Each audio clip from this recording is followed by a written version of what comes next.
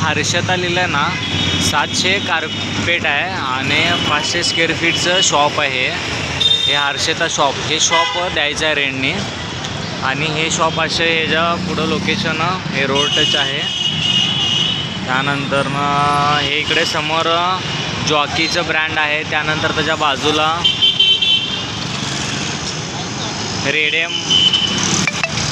रेडियमचं shop आहे. त्यानंतर इकडे बाजूला फिनॉक्स आहे. असे इथे प्राईम लोकेशनवर आहे. इथे 4-5 ब्रँड आहेत मोठे. हे असं लोकेशन, इथे 4-5 ब्रँड आहेत मोठे. आणि त्याच्यासमोर हे द्वारका लॉजचं हे हॉटेल टावर.